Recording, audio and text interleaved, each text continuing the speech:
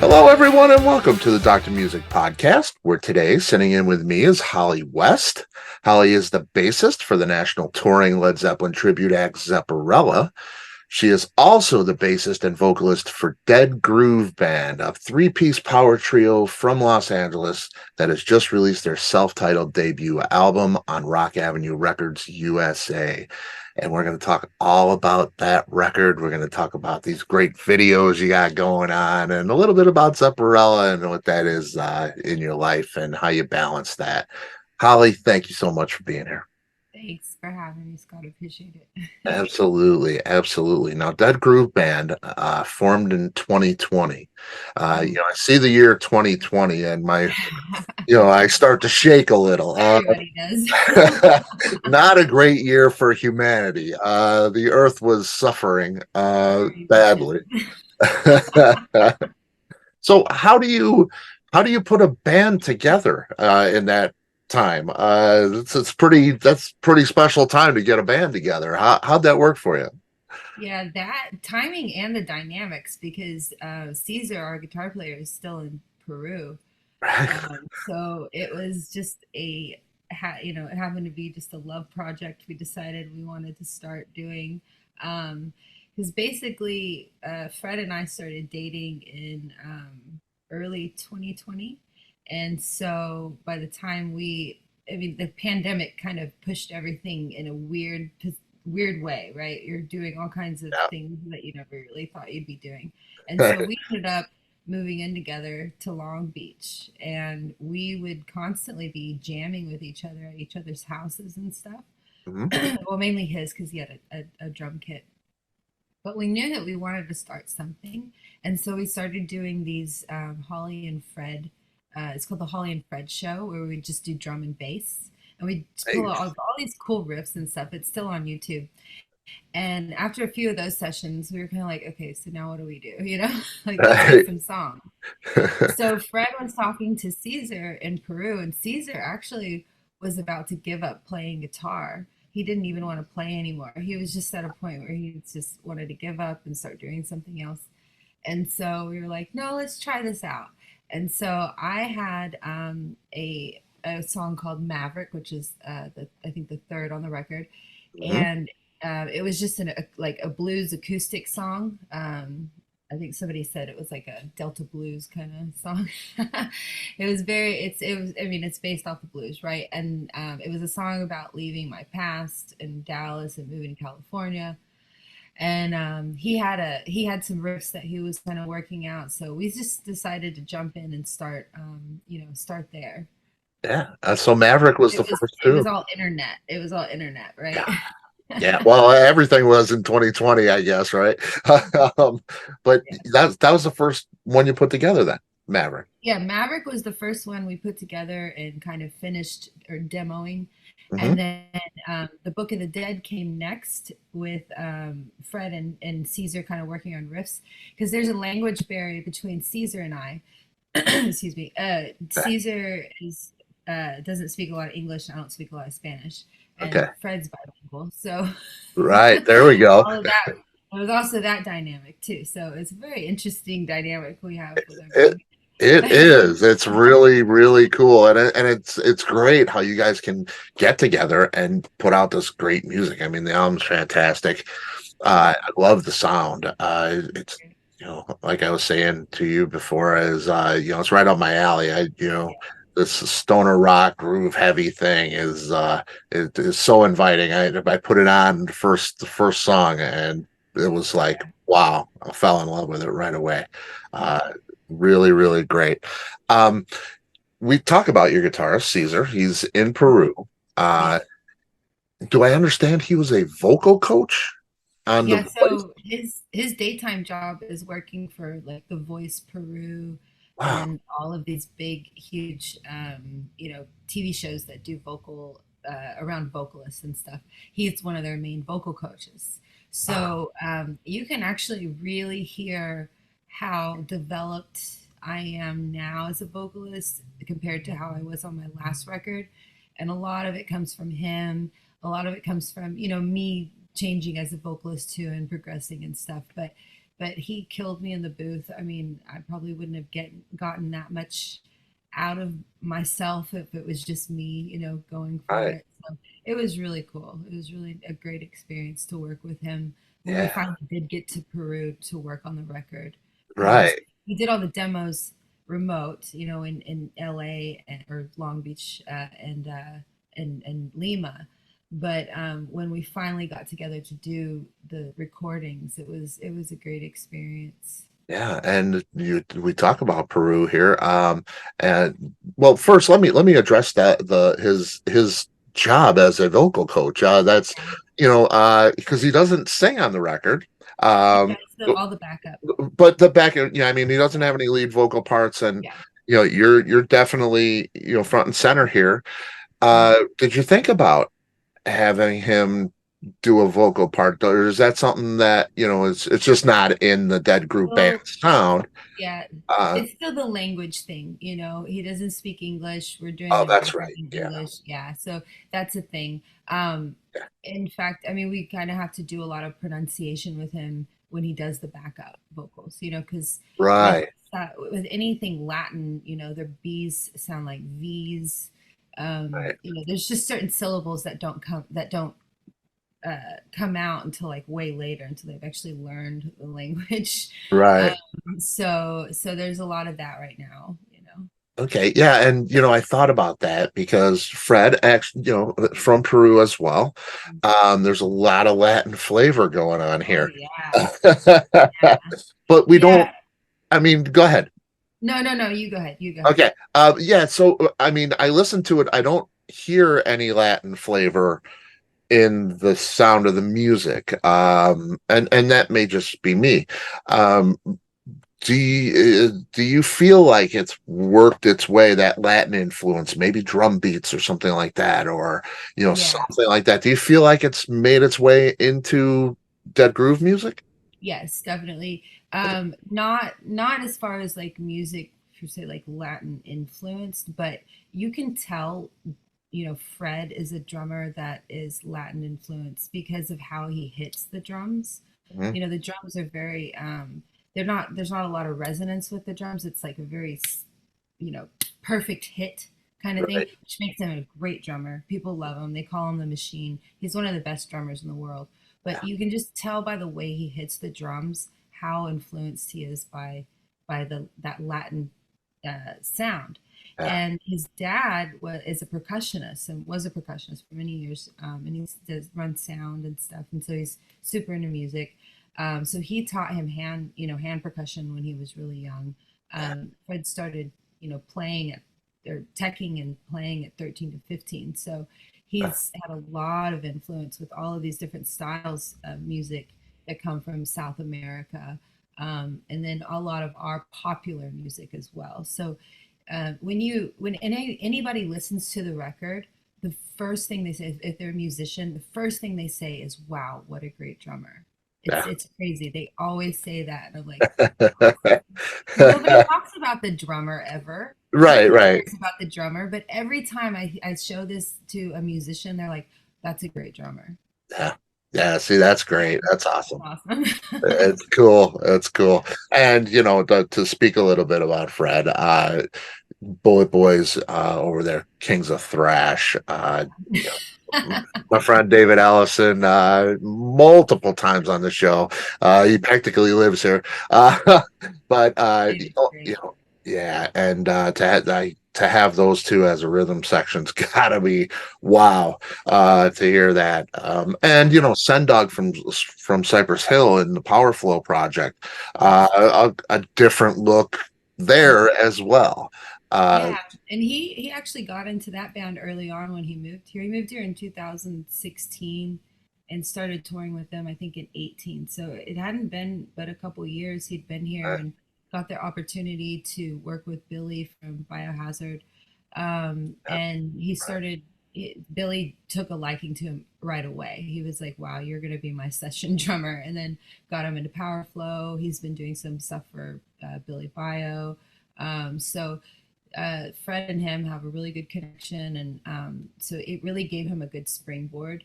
yeah, And of course, a lot of these bands started taking notice to him because he was playing in the Ultimate Night Jam, and he got the jam or the gig for Kings of Thrash because he was playing the Ultimate Night Jam, and he was the in the house band for the metal night for Big Four. Okay. And Nice. so Jeff Young was like, "You got to check this kid out," Right. and Way they're cool. like, "We want that guy." Yeah, that's cool. That is awesome. Yeah, and then it's you're in a great place there to get exposure. For rock and roll, it's still the place. Yeah. It's pretty great. You want to talk about the cover art Oh again? yeah. Again, Fred. Fred,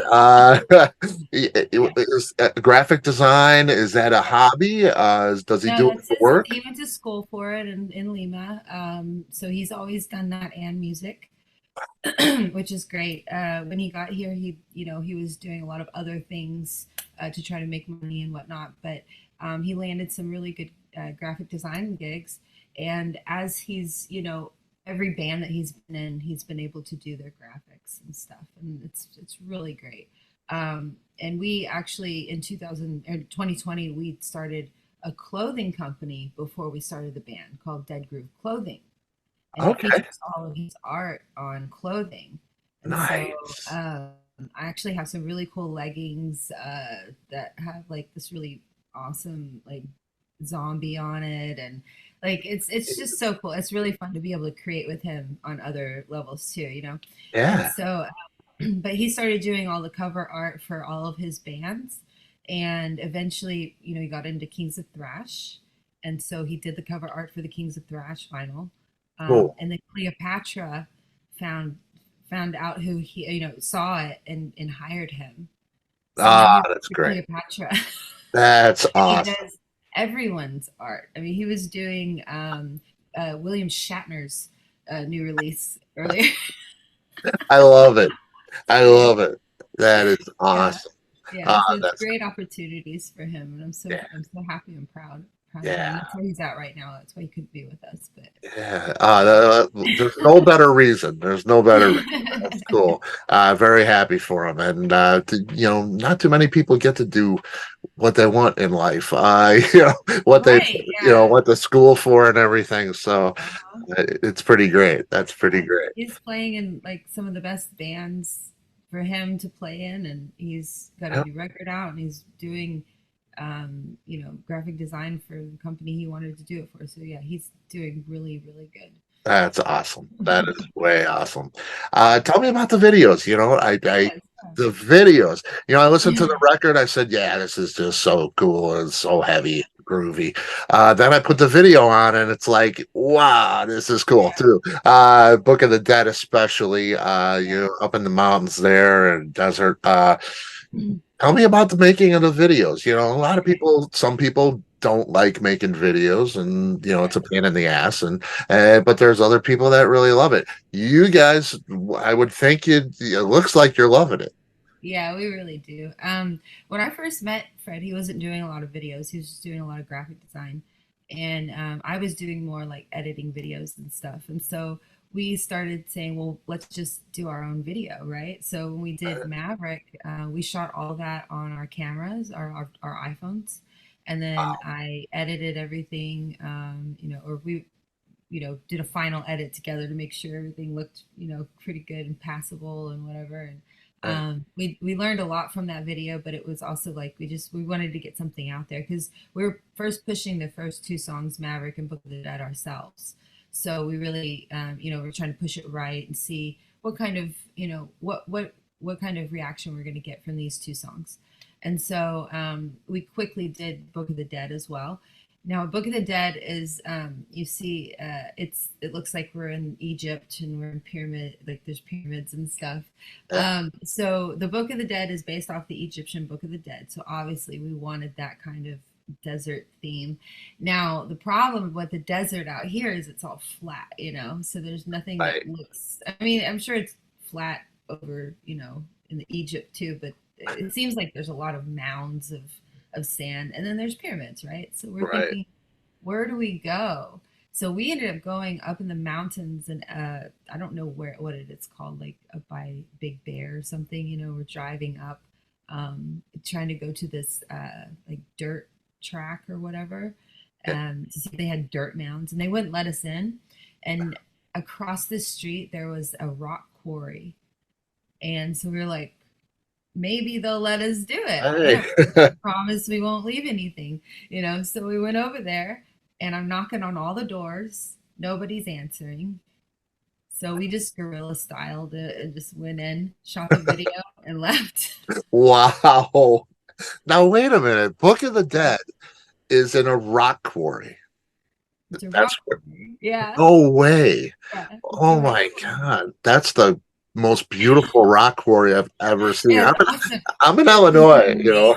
Oh, it's crazy. What's Uh, cool though is when we set up the drums, it was around a few mounds of rocks, so you couldn't even hear it outside of the rocks because all the sound was wow. bouncing off the rocks. So it's like we're gonna get away with this. We're Yeah. here for like 2 hours. We're gonna get away with this. It's gonna be great. Wow. But Caesar's parts on both of those videos were done in Peru. So if you look at any of Okay. his, he went somewhere to similar places, Okay. in Maverick and the Book of the Dead. So that's those are also shot in two different countries. Wow. I mean, that's crazy. I loved the video before I heard that. Now it's just a whole different That thing. was super cool. Wow. And to put those two together, it seems seamless. I Yeah. mean, Caesar's parts to yours really, Yeah. Well, it, we hired someone with a specific camera, to go because we actually had a better camera system on the Book of the Dead. We had a drone. One of Fred's best friends is a camera person, so he's got like all this camera equipment and stuff, and he does music videos. So we just hired him to come with us. It was me, him, and Fred. I was getting car sick on the way up. I like had to pull over 3 times. I was throwing up, like it was because we were up in the mountains. It was a crazy day. boy, what a production. What a result. Fantastic. Yeah, yeah, Uh, Now that's Northern California. Is that where you yeah. were? Well, it's southern really. I mean, we're in LA, right? So, it was. I'm not super, super, super familiar with everything because I kind of hermit myself inside unless I'm playing a show. But I know that it's like the mountains right past like down like LA. It's like Pasadena or something there. And Yeah. yeah, so it's like somewhere up there. So Okay. hopefully the rock quarry doesn't sue us one day, but Or, they may promote themselves with it. that would be cool. I'll take that. Yeah, no doubt, no doubt. Now you got a new one coming up. Yeah, The world is turning into AI, and that's the latest, maybe not greatest thing. Depending how you. yeah. I just heard, not to sidetrack here, but I just heard an AI version of Dave Mustaine singing "Master of Puppets." Oh Uh, wow. Yeah. it's an AI thing, so Yeah. but Yeah, it's we were actually watching a whole documentary about AI last night, coincidentally, and they were talking about how some places are gonna, and I thought of this as well. I think this is a great idea, but they're gonna start putting like a disclaimer on any like videos or pictures or anything that's done with AI, which I think is really important because there are a lot of people that get fooled by pretty much anything. So but I think they're supposed to be doing that, and also, I mean, the top people who are like the grandfathers of AI and whatever, they said that they're just trying not to let it get too far. They're still trying to make sure it doesn't get too far. So it is what it is. But our video is a little different. We're using a certain type of AI. There's a lot of different types of AI out there. right. For what we're doing, for these videos, we're prompting things that we kind of want to the video to be about. And this video is about, it's called Into Infinity. The track is called Into Infinity. It's the last track of the record. It's also what we're calling our new tour coming up, the Into Infinity tour. And the little secret about this song is Fred wrote the lyrics to it. Okay. Yeah, Uh, it was his very first um, time of doing anything lyrically or poetry, anything like that. And so we had gone through a lot of different things over the course of making the record, like a lot of different types of songs that we want, subject matter, because when you're working with your significant other, you you know, you just don't want to step on anybody's toes, right? So we had a lot of different cool, like Egyptian Book of the Dead. We have some about, dream cars, like different things like that. right. So we had this thing written down called like Into Infinity, or like, the infinite and beyond. And so he's like, I think I want to try this. I really, he kept going back to it. He's like, I really want to try writing something to this. So he wrote something and he sent it to me, and I had to kind of make sense of it because he's also, this is his first time doing anything like this. Plus, he's from Peru. He doesn't really write in English or anything, right? So Right. at first, I was like, okay, there's a lot of things that I need to know what he's saying, right? So I sat down with him and we kind of worked it out into a song, but I didn't really change a whole lot. Yeah. I just kind of made sense of what was already there, and it was really cool how it turned out. And then it freed me up to just be the melody writer, so I could do these really, Caesar wanted some longer melodies. This is the first time we've done not really ballad type, but longer melodies in the choruses and stuff. And so I got to be really creative in that way, and I feel like it turned out really well. I really like the song. Is- Um, yeah. so all of these lyrics are about, what happens after we die and we go into this infinite space, or what is out there. Like, is that where, is that where everybody's at, or what, And so it's all these kind of questions. And so the video right now, it's almost done. We've got to do like one last kind of run through with it, but it's very Pink Floydish, Dolly style, acid trip. It's insane. Nice. So take some acid and some mushrooms and watch the video. I swear. No, you don't have to actually. That's cool. That is cool. And I think that's reflective of the band. That's what I got when I first, heard you guys was that stoner rock thing. That kind of You must really like that long musical interlude in Maverick then. The yeah, jam, yeah. love it. Love it. And I love this being the last tune on the album too, because it does leave you hanging there. It doesn't really want to leave. Yeah, That's those last notes are just like bam, bam, bam, bam. Yeah, I think you're totally right. And we put all of the songs in an order of like a fantasy that we were having, with the songs, like, the Satellite King. You see the satellite on the cover art, right? And the satellite is landing in this other this like realm, and like taking off, and you hear the actual the overdub on the very beginning of the record is actually the Voyager, the satellite that, though I think it's the only one that's gone completely out, right, of our orbit or whatnot. So that's what, and that's actually on the record too. So wow, yeah. cool. And it's really crazy because Fred came up with this concept for this song, Satellite King. He wanted a song about like a satellite that orbits a planet and wants to shoot out to outer space. So I was like, okay, it's kind of a metaphor for anybody that doesn't want to be here anymore, right? They're just like, fuck this planet, right? So it's the satellite that's going around the planet, and it's like, you know what, fuck this place, and then it just takes off into outer space. Love it. Love it. Yeah, there's so many great themes and stuff going on. Like you said, I mean, you got a lot of different places you're coming from, but it's all cohesive. And I love the attention that you give to sequencing too. that's old school, it's a singles world. We know that, people are listening to one thing at a time. Right. I'm gonna put it on at the beginning and go to the end kind of guy. I love that journey. Yeah. So I appreciate the attention to the sequencing for sure. Um, in 2018, you do Mokita, right? I released in 2017, end of 2017. Okay, okay. And you joined Zepparella In in 2018, yeah. after that. Um, yeah, Bowie on the record. You had a whole bunch of talented people.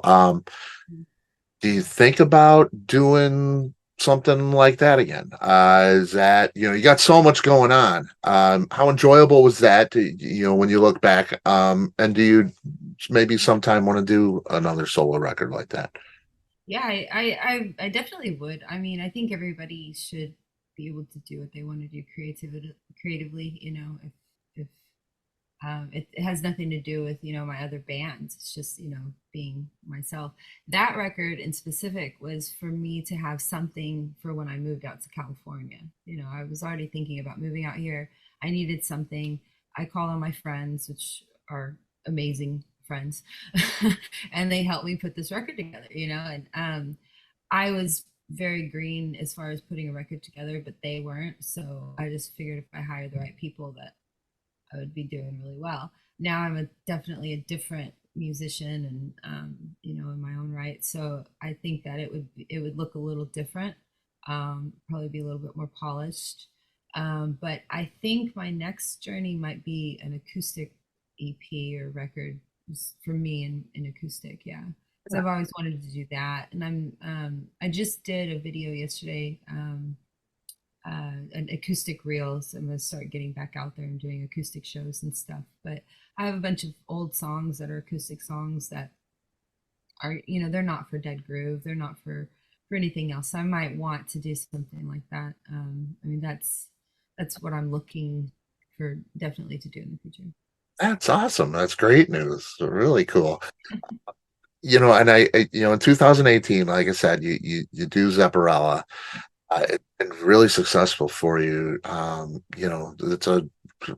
We all know that band. It's so weird, to have a cover band do so, like the Iron Maidens. We all know them. They're all great and they do an amazing job. And like Zepparella, um, it's got to be a secure thing. That I'm not a jump off the cliff kind of guy. So I hang on to, things that work. And when I have another opportunity to leave something that is secure for me is difficult.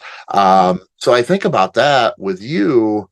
If do you ever think about or worry having to let go of that gig? With say Dead Groove starts doing really well, and you just can't, you don't have the time for the Zepparella thing anymore, or whatever the case might be. Is that something you've contemplated? Well, yeah, I think everybody does. I was in a different position when I took this gig. I was doing hair in Dallas, also music, but I didn't have a traveling gig. Right. And I had actually seen Zepparella play before I even started playing bass. And I mean, I thought it was really cool back then because they've been around for like 18 years, right? Yeah. So I saw them a long time ago traveling around to Texas from California as a tribute band. And I'm like, wow. And all chicks. I mean, you didn't have a lot of tribute bands back then. You didn't have a lot of all female tribute bands. You didn't have a lot of Zeppelin bands. It was a different world back then. Now it's completely saturated. Yeah. But I knew that this band was really special. And so, uh, I put out that Mokito record and I had When the Levee Breaks on there.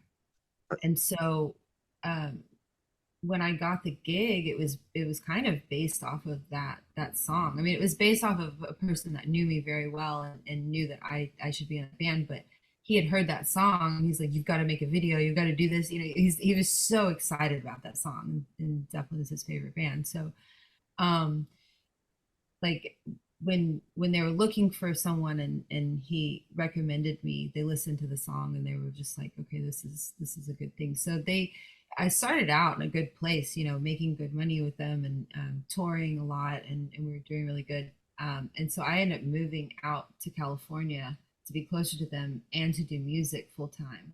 Right. So right now it's definitely um, my day job, I guess you'd say. I mean, it's a big part of my income. It's a big part of what I do. Um, but I think that it would have to be something really big for me to leave it, because I do have fun. I love the girls. We have so much fun. That band, I've never been in a band that didn't have an ego. Nobody has an ego in that band. Yeah, I mean, I think the most annoying thing of the band might be that we over prepare, but like it's not a bad thing, right? definitely not. Not.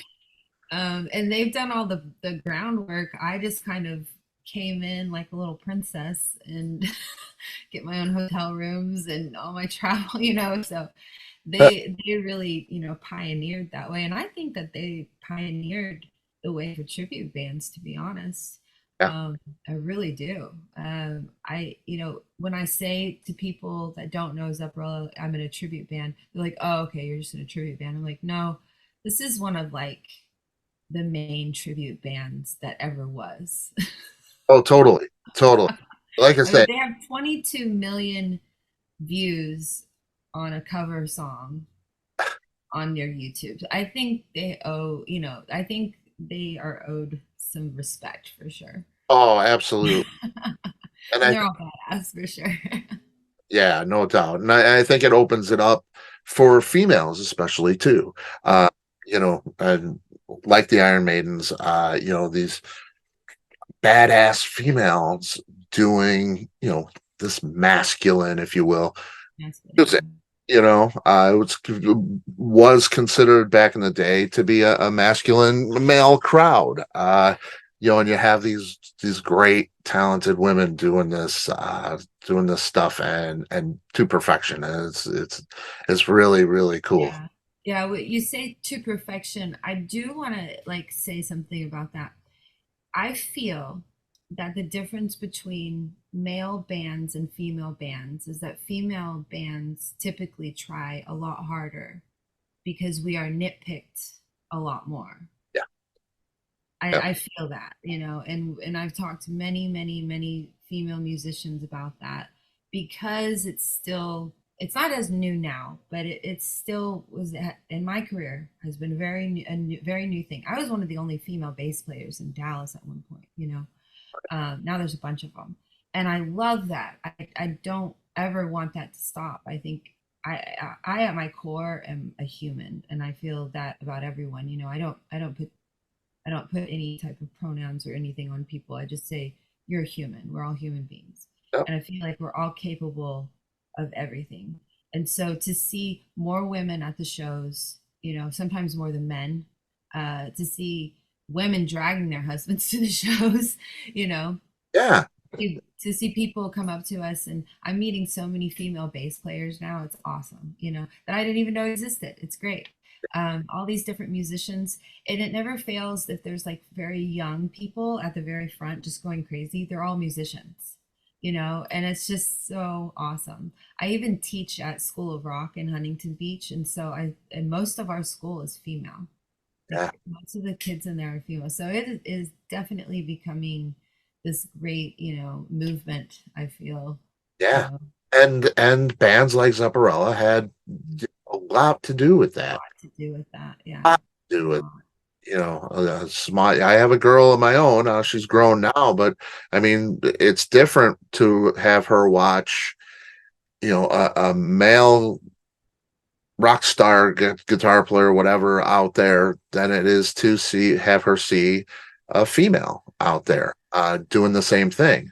That tells her that she can do that. It gives permission. It gives her, a place to fit. So, it's appreciated. And I love seeing it. It's just so great. It really is. You mentioned a tour plan. Uh, you got the tour with Zepparella and you do that thing. But we might see Dead Groove Band on the road. Yeah, Yeah, Mercedes on the road. We start next month. So man. So very soon. at some West Coast dates in August. You're gonna get out. We're East Coast in August. Oh, really? Yeah, Okay. we're doing it's nationwide, and we're also going to Peru at the very end. Yeah, right. So yeah, we've got West Coast dates, East Coast dates, Southern dates. We've got like some dates in Utah. I don't know, what do you call that? Oh, Midwest? sure. Yeah. Midwestern, yeah. Midwestern dates. Nothing like Mid-Eastern kind of, but we're getting there. We only have so much time, right? And then at the end of December, we're going back to my hometown, to Dallas, to play Trees, which is gonna be great. So it's at my hometown venue where I started. I cut my teeth there. So it's just gonna be a really great reunion. And then we're going to Peru right after that. A couple days, or like the next week, we're going to be in Peru playing a big show there.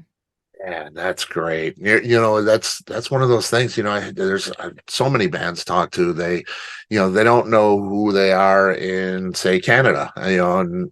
But they're huge in Canada, but nobody knows who they are here. Or other countries. South America is the whole different ball of wax. Uh, Yeah. so you guys, you- two Peruvians in the band, Mhm. you you're going to have a following in Peru. Oh, totally. Yeah, we've been doing a big PR campaign down there as well. So I mean, we were in all these magazines recently that are like the Peruvian version of like OK Magazine, People Magazine, like these huge things. So we're definitely gaining a huge following down there.